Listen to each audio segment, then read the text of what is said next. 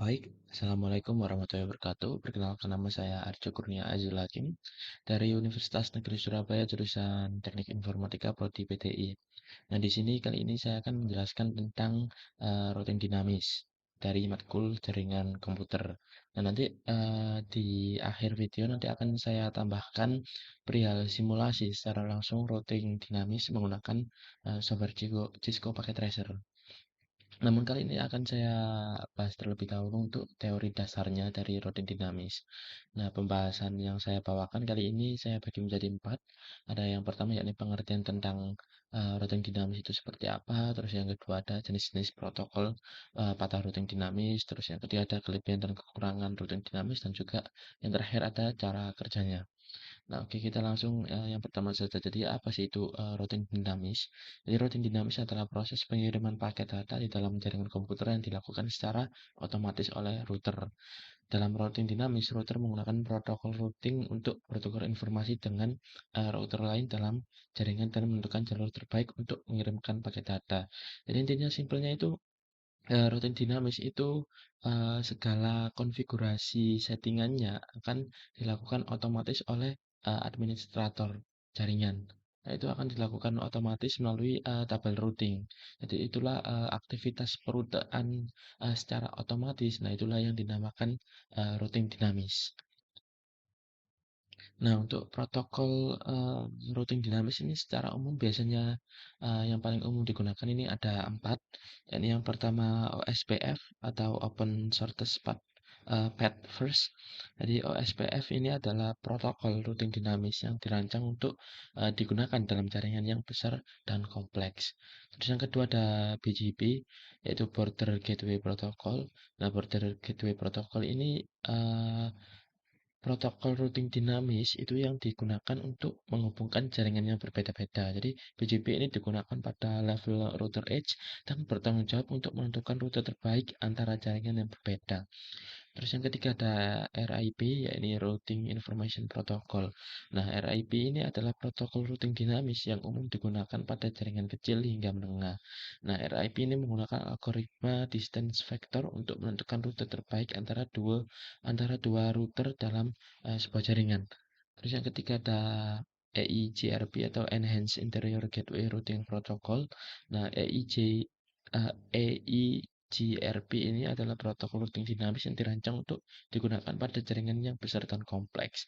Hampir sama juga untuk SPF. Namun EIGRP ini menggunakan algoritma distance vector yang lebih kompleks dibandingkan RIP dan mendukung fitur seperti load balancing, autentikasi, dan support untuk jenis IPv6. Terus yang selanjutnya yakni kelebihan dan kekurangan dari routing statis, uh, routing dinamis maksud saya. Jadi sebenarnya ini banyak kelebihan dan kekurangannya, bisa dibaca sendiri atau di googling sendiri, banyak sumber-sumber referensi yang bisa uh, mengatakan lebih banyak gitu daripada yang saya tampilkan. Nah, yang saya tampilkan ini sedikit saja. Jadi yang pertama adalah kelebihan routing dinamik. Yang pertama yakni hanya mengenalkan alamat network yang terhubung langsung dengan routernya. Terus yang kedua, ini tidak perlu mengetahui semua alamat network yang ada. Jadi di routing dinamis ini nggak perlu gitu saat proses perutaan mengetahui semua alamat network yang ada. Jadi tinggal diperkenalkan rute-rutenya saja yang terhubung dalam sebuah jaringan yang akan dibangun gitu. Jadi nggak perlu tahu semuanya, itu akan lebih ribet, tidak efektif dan juga tidak efisien. Maka dari routing dinamis itu hadir untuk menyelesaikan solusi itu. Jadi tidak perlu repot-repot kayak routing statis. Terus yang kekurangannya yakni ada yang pertama yakni beban kerja router lebih berat karena selalu memperbarui tabel IP pada tiap waktu tertentu. Terus yang kedua yakni kecepatan pengenalan networknya terbilang lama karena router akan membroadcast ke semua router hingga ada yang cocok. Jadi kecepatannya itu akan sedikit lebih lama daripada routing statis karena yaitu tadi router akan broadcast. Nah, pengiriman pesan itu kan biasanya ada latensi, ada apa ya, ada kecepatannya. Nah, kalau misalkan banyak dan juga ternyata di broadcast, maka akan semakin lebih lama gitu. Terus yang ketiga yakni setelah konfigurasi harus menunggu beberapa saat agar setiap router mendapatkan semua alamat IP yang ada. Juga hampir sama kekurangannya yakni dari segi kecepatan, sama kayak di poin yang kedua. Terus yang terakhir yakni cara kerja routing dinamis. Jadi yang pertama, routing itu menerima paket data dari host yang ingin dikirim ke tujuan tertentu.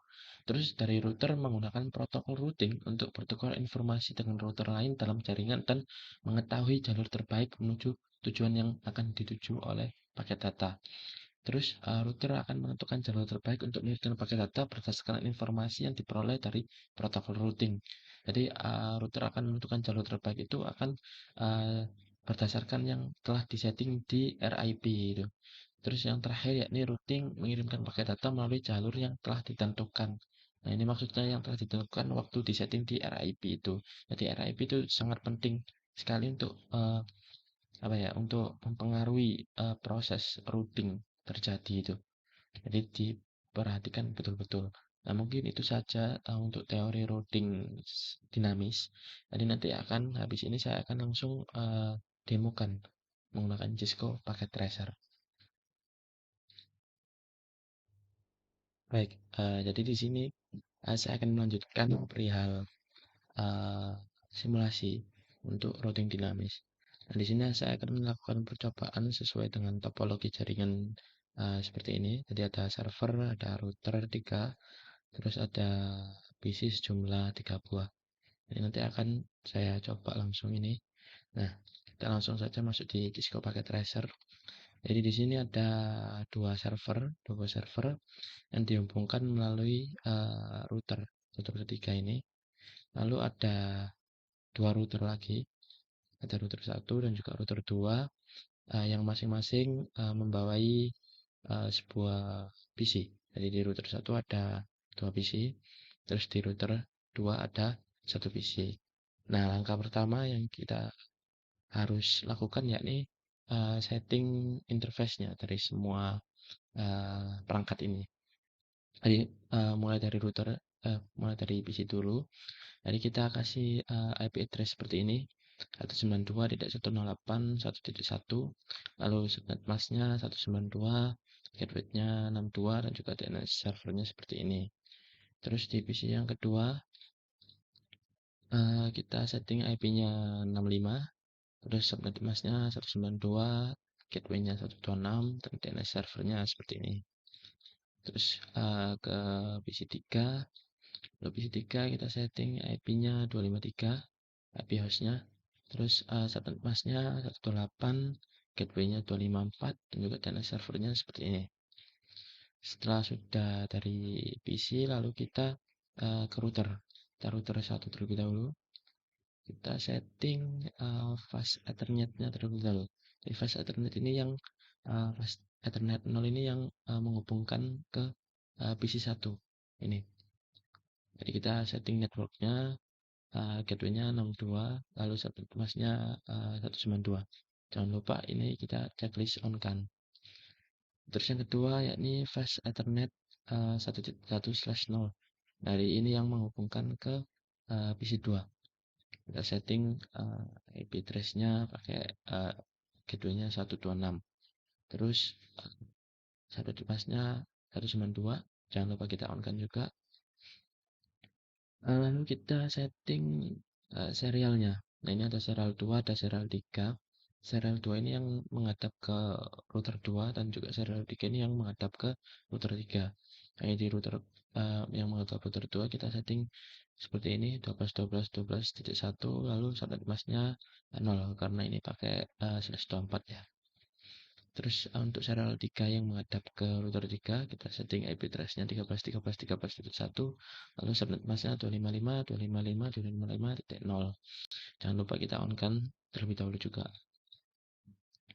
Lalu kita ke router yang kedua. Sama juga prosesnya. Kita setting fast Ethernet-nya. Nah, ini fast Ethernet yang 0 ini yang nyambung ke PC 3, kita setting IP address-nya gateway-nya 254. Terus subnet masknya kita setting 128 karena ini /25 ya prefixnya. Kita on kan juga. Terus yang device Ethernet ini kita nggak usah setting karena nggak terhubung sama apa-apa ini. Jadi kita setting yang kabel serialnya. Jadi kabel serial 2 ini yang ke router 1. kita kasih networknya 12 lalu hostnya 2 karena tadi yang hostnya 1 sudah dipakai oleh router 1 yang menghadap ke router 2. Jadi router 2 yang menghadap router 1 kita pakai host nilainya 2. Terus serial 3 yang menghadap ke router 3 kita kasih IP address-nya seperti ini ya, 23.23.23.1, lalu netmasknya 0 karena pakai itu ya prefixnya 24 D255.255.255.0. Setelah router 2 selesai, kita setting di router 3. Router 3 pas ethernetnya ini menghubungkan ke server 1 ya, server 1 kita setting 33.33.33.3. Lalu netmasknya seperti ini, jangan lupa kita on kan juga. Lalu untuk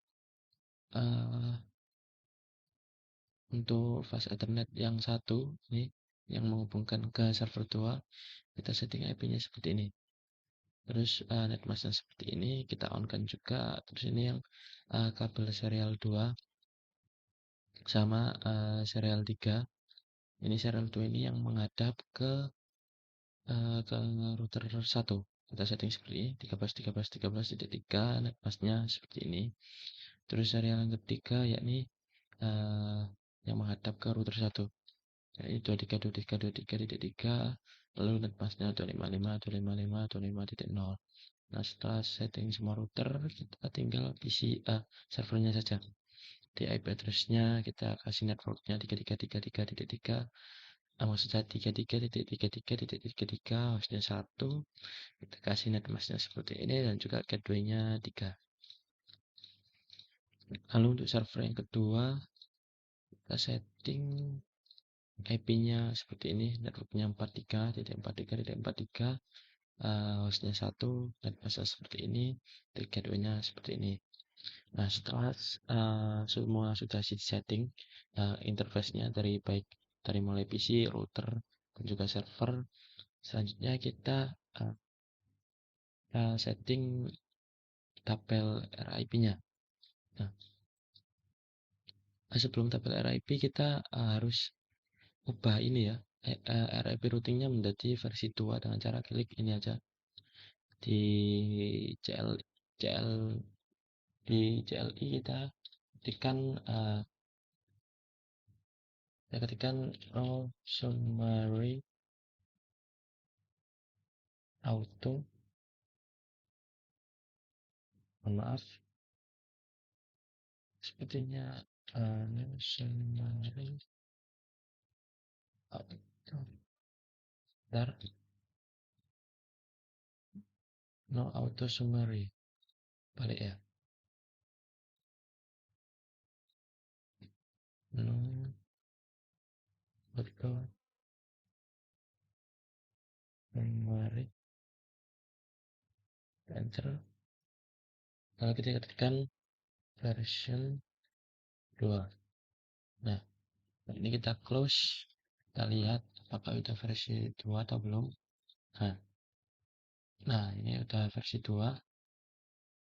Kita lakukan proses yang sama untuk router 2 dan juga router 3.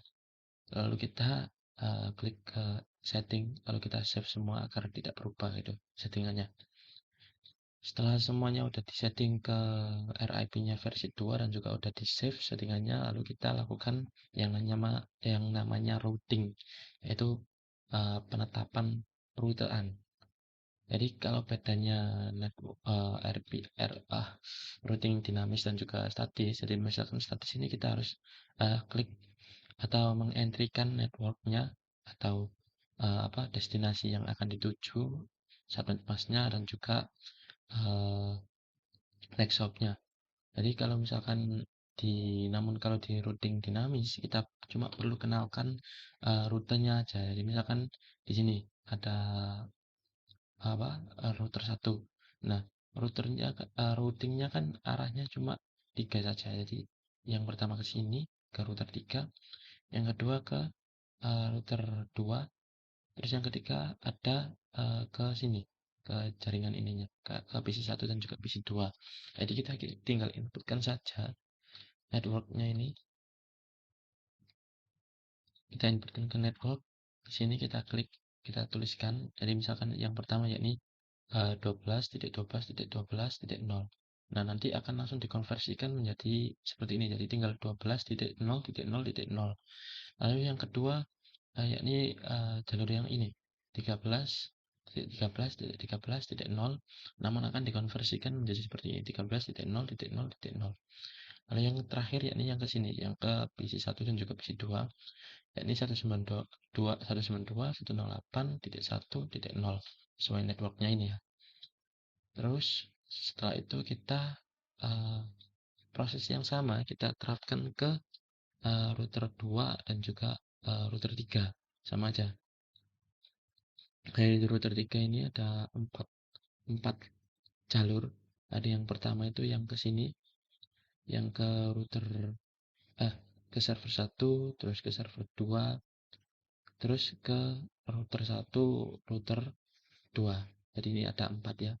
Ini yang ke router 1, ini yang ke router 2, ini yang ke server 1, ini yang server 2. Nah, sama aja. Untuk RIP di router 2 juga sama aja, ada 3. Ada yang ke sini, ada yang ke sini, ada yang ke sini. Nah, ini 12 ini ke router 1, 23 ke router 3, dan juga 192, 108, 1.0 ini ke PC3. Setelah semua di save, lalu kita uji simulasi. Nah, karena ini udah saya buatkan skenario biar lebih cepat gitu. Kalau misalkan belum buat, kita tinggal edit filter terlebih dahulu. Kita klik centang yang ICMP dan juga DNS, kita show all known, lalu kita kirimkan simbol PTU dengan klik yang ini, pesan ini, arahkan ke pihak pengirim, terus sama device yang akan dituju. Jadi tinggal klik saja. Oke, kita coba lihat apa aja yang perlu disimulasikan. Ada yang pertama yakni simple PTU dari PC1 ke PC2. Simple PTU dari PC1 ke PC2. Nah, ini kita tinggal next saja karena ini udah saya siapkan skenario nya biar menghemat waktu. Kita langsung kita kirimkan. Nah, ini akan dikirimkan menuju router 1, lalu ke router 2, ke router 1, lalu ke PC2. Ke PC2, PC2 juga bisa mereplay. Kirimkan ke router lalu ke PC1. Lalu simulasi yang kedua yakni dari PC1 ke PC3. Coba dari PC1 ke sini ke PC3, ini udah lintas router ya. Nah, kita coba akan kirimkan ke router 1, lalu akan menuju jalur yang lebih cepat, ini yang paling cepat sesuai yang tadi di setting. Nah, ini ada tombol silang, kita coba delete terlebih dahulu. Kita ulangi 1 ke 3. Nah, ini bisa dari 3, lalu akan dikembalikan ke router 2. Dari router 2 akan dikembalikan ke router 1, lalu akan dikembalikan ke PC1. Nah, seperti itu. Terus yang ketiga yakni dari PC1 ke server 1. Dari PC1 ke server 1, kita coba lihat. Ini nih, dan new saja. Dari PC1 ke server 1. Nah, kita coba lihat. Nah, ini pesan akan dikirimkan ke router 1, lalu router 1 akan mengirimkan pesan ke router 3. Lalu router 3 akan nah, sebentar. Kesalahan. Kita coba ulangi lagi. Nah, pesan akan dikirimkan ke router 1, router 1 akan mencari router 3. Lalu router 3 akan meneruskan ke server 1. Nah, server 1 juga bisa mereplay yang akan dikirimkan ke router 3, lalu ke router 2, lalu ke PC1. Terus setelahnya yakni PC1 ke server 2. Kita coba juga PC1 ke server 2. Nah, ini pesan akan dikirimkan ke router 1, router 1 akan ke router 2, router 3 akan ke server 2. Nah, server 2 juga bisa mereplay pesannya akan dikirimkan ke router 3, lalu ke router 2, dan juga ke PC 1. Nah, ini ada banyak simulasi, bisa dicoba satu-satu. Saya akan coba 4 lagi nih, dari PC 3 ke PC 1, PC 3 ke PC 2, lalu server, bagian server. Kita coba dulu dari PC 3 ke PC 1. Kita tanya dulu PC 3 ke PC 1. Nah, kita coba. Nah, ini pesan akan dikirimkan ke router 2, router 2 akan meneruskan ke router 1, router 1 akan meneruskan ke PC 1, PC 1 akan meneruskan ke, bisa mereplay ke router 1, router 1 akan mencari router 2, dan pesan akan dikirimkan ke PC 3. Nah, seperti itu. Kita coba lagi ke PC 3 ke server 1, kita coba. Kita delete terlebih dahulu, kita new 3 ke server 1.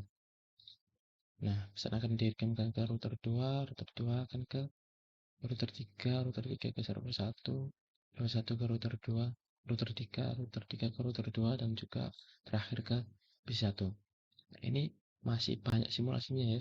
Jadi tadi yang saya simulasikan udah dalam satu jaringan router udah, terus lintas jaringan router juga udah, terus tadi PC ke server 1, baik server 2 juga udah bisa.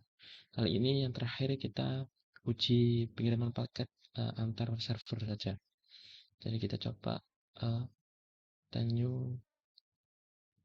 kita kirim pesan dari server 1 ke server 2. Nah, pesan akan dikirimkan ke router 3, router 3 akan mengirimkan ke server 2, lalu server 2 akan bisa mereplay juga dan akan dikirimkan ke server 1.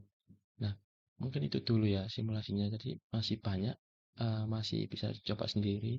Tadi sudah saya demonstrasikan simulasi baik di masing-masing router, lintas router, dan juga PC ke server, baik server ke server atau PC ke PC.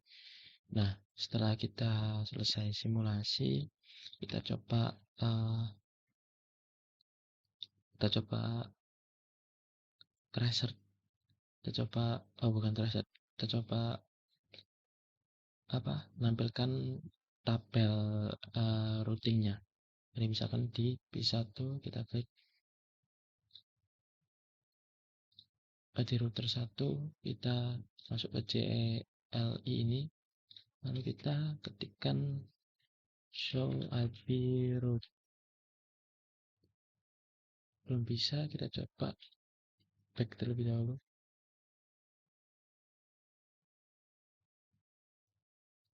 Network.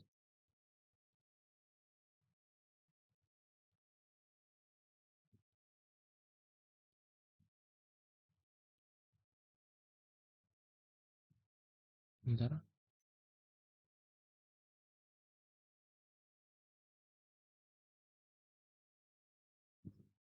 Kita harus masuk ke router terlebih dahulu, baru kita bisa tuliskan sintaks show IP route. Jadi kita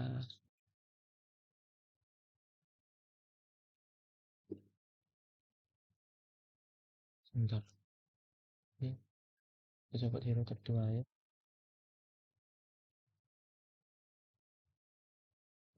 Exit. Nah, setelah exit sini kita ketikkan show IP route. Nggak bisa ya, sebentar ya. Show IP route. Kita harus exit lagi. Kita enter. Nah, ini harusnya bisa. Route. Nah, ini udah keluar tabel routingnya. Ini bisa dilihat dari I1313 ini, jalur yang ini itu melalui 2323, lalu ada 1212 juga dari router 3 ini, ada 23 ada 1212 juga bisa dilihat-lihat sendiri. Nah, ini udah bisa semua. Kita coba di router 1 juga harusnya bisa ya. Tadi salah sintak tadi, harusnya bukan back tapi pakai exit. Exit sampai Nah, sampai sini baru show IP route. Nah, ini juga udah bisa. Mungkin sekian dulu dari saya perihal penjelasan tentang tadi eh, teori tentang routing dinamis dan juga praktek di Cisco Packet Tracer. Mungkin itu saja yang bisa saya sampaikan. Kurang lebihnya mohon maaf apabila ada salah kata. Saya akhiri. Wassalamualaikum warahmatullahi wabarakatuh. Terima kasih.